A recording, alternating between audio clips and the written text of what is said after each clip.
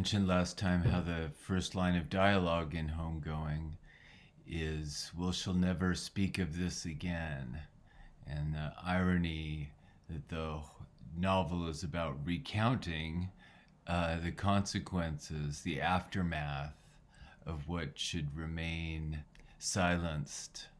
It's especially ironic, that first line of dialogue, in connection with the title of Homegoing, since homegoing refers to a funeral memorial ritual, a remembrance, a ritual of remembrance, eulogy. The title really casts the novel as a remembrance, but also a promise, insofar as homegoing represents a promise of return to Africa for those forcibly exiled. As a memorial ritual, homegoing conflates place and the dream, the promise of salvation, of heaven. It's connected with the actual place, with the actual geography. This material embodiment of hope is a pervasive theme in the novel. The necklace, jewelry, ornamentation of the body is a promise of a restored body, family. The necklace is a way of holding on to that hope in the condition of enslavement, of exile, torture, and other forms of bodily displacement. It's a way of carrying home with you in the form of the jewelry, the ornament. So I think that's an important way of looking at this novel, is articulating as a novel. The book in our hands is like that ornament, is like that stone, or like that jewelry. It's a material testament to that hope. This is to say that it's an extension of the song, of Willie's song, that's so often compared to butterfly flight, butterflies, migratory birds, emblems of homecoming, emblems also of metamorphosis, another way of talking about the transformations of suffering and hope across characters, across generations, that's recounted in this novel. The hope that's expressed across all these different generations and obstructed, suppressed, and punished in so many various ways. Akuya refers to the missionary as hungry. The only word that popped into her head was hungry, as if he could devour her. And I remember near the beginning, the white men are referred to as being on fire. It's like they're fire, and they need their women to put them out every night. Is there examples of what I've talked about before, is like violence as misplaced speech. The missionary doesn't know how to express his hunger in language, so he expresses it in violence. And Akuya is translating his violence into language. He's hungry. Later in that chapter, Nana Sherwa is said to give a tongue lashing that would sting almost as much as the real thing. It's this theme of violence, the interplay of violence and language. This tongue lashing here would be in punishment for calling Akuya crazy. Akuya, the great-grandmother of Marjorie, the author's own surrogate within the book. Akuya is also the mother of Ya. And Ya has some of the most important lines for approaching the book as a whole. He gives a lecture on the first day of school about how history is storytelling. It's a really crucial scene. The relationship of body to language is explored really powerfully, because this is a lecture from a man who's also gruesomely scarred.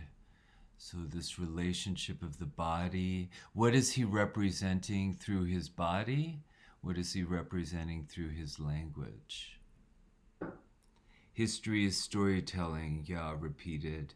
He walked down the aisles between the rows of seats, making sure to look each boy in the eye.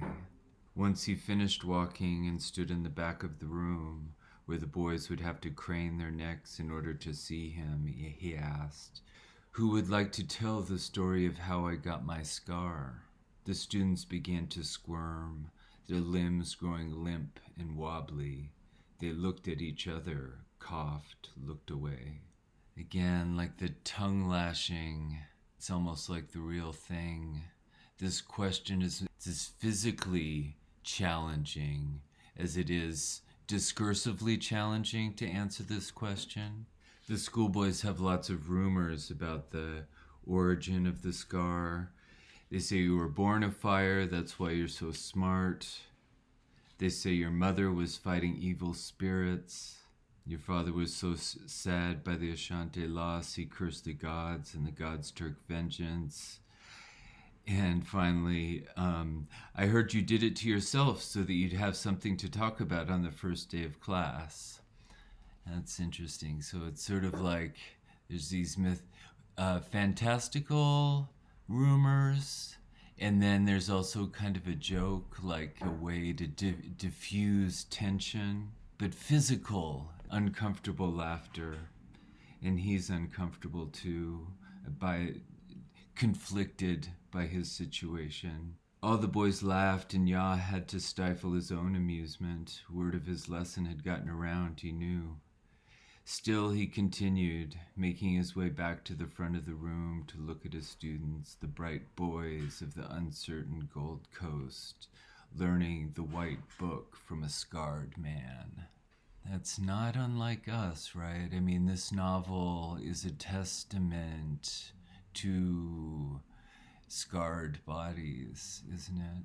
It's not a white book, but it's storytelling. And what does he say here? Storytelling is a prerogative of those who have power. This is the problem of history. We cannot know that which we were not there to see and hear and experience for ourselves. We must rely on the words of others. That's us. That's the author of this book, even more than us in a way. She's bearing witness, testifying to the testimony she's inherited. Those who were there in the olden days, they told stories to the children so that the children would know, so that the children would tell stories to their children, and so on and so on. But now we've come upon the problem of conflicting stories. Kojo says that when the warriors came to his village, their coats were red. But Kwame says that they were blue. Whose stories do we believe then?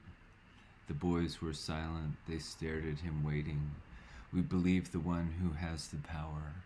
I think this is a problem that this novel wants us to take very seriously. Transmitting the story, getting this novel in our hands, is a consequence of power. You have to have power to make your story heard. And like Ya here, we should be conflicted and uncomfortable. Storytelling, the stories we receive, even about the damage power causes, are by necessity complicit with power. It's an expression of power to tell your story. This conflict crystallizes the culmination of this scene. As Ya puts it, whose story am I missing? Whose voice was suppressed so that this voice could come forth? Once you've figured that out, you must find that story too. From there, you begin to get a clearer, yet still imperfect picture. There's an imperfection contamination by power in any story. The room was still. The birds on the ledge were still waiting for their food to come, still crying for their mother. It's really powerful, crying. This question of storytelling, like what counts as expression. The animals are crying for their mother. It's a anthropomorphism, attributing human characteristics to the birds. But that's what we're talking about here, is trying to hear the testimony of the voiceless. Yah gave the boys some time to think about what he'd said, to respond, but no one did. Nobody speaks up. But then someone does. One of the students was coughing. Yah looked up to see William with his hand raised. He nodded at the boy to speak. You still have not told us the story of how you got your scar. Now look at how this is narrated.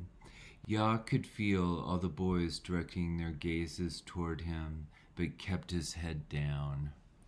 It's a marked inversion of the beginning of this scene, where he walks down the aisles between the rows of seats, making sure to look every boy in the eye. Now he cannot look them in the eye. He resisted the urge to put his hand up to the left side of his face, feel the raised and leathery skin there with its many ripples and lines that when he was still just a child reminded Yah of a map.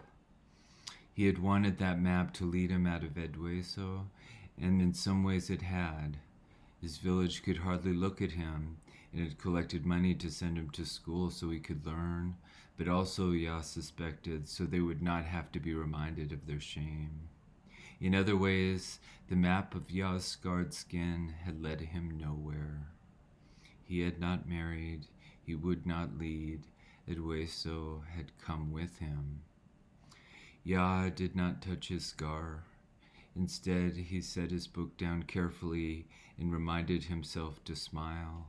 He said, "I was only a baby. All I know is what I've heard." It's a profound image of self-conflict. His voice, what he has heard, what he can say, can't do justice to his body. He's alienated from his body here. He can't touch his scar. He wants to, but he can't. There's a reality, an embodied reality here that he cannot speak to. All I know is what I've heard. I've inherited stories about myself, about my own body. I know my body knows something that I can't speak to in language. Yah's conflict here, self-conflict, I suggest, is analogous to our conflict, reading the book from a scarred man. He himself is reading or has only access to his scarred body through the stories he's heard. That's not unlike us. As we read this novel of eulogy, memorial, and of metamorphosis, part of Yah's self-conflict here is a geographical conflict. Edueso had come with him. He carries his alienation, his shame, the geography of shame and violence within him. The scarred body also has to do with a map, a geography of exile, a kind of violated geography of displacement. But this is the other function of storytelling. Homegoing as a ritual, a promise of salvation, of return, of becoming whole again. Baba says when she gives the necklace to Efia, describes it as a piece of your mother. The necklace is a symbol of the mother's body. The same is suggested about Willie's song, "I shall wear a crown Willie sang again, holding Carson in her arms. His mewling cry was her accompaniment, his heartbeat her metronome. She's singing his body. The cry here is like the bird's cry, indecipherable, but full of emotion, a longing, a family feeling that we testify to in our rituals, our memorial rituals, eulogies, our art, our jewelry, and literature alike, like the book we're reading. As she sang, she saw the notes float out of her mouth like little butterflies, carrying some of her sadness away, and she knew, finally, that she would survive it.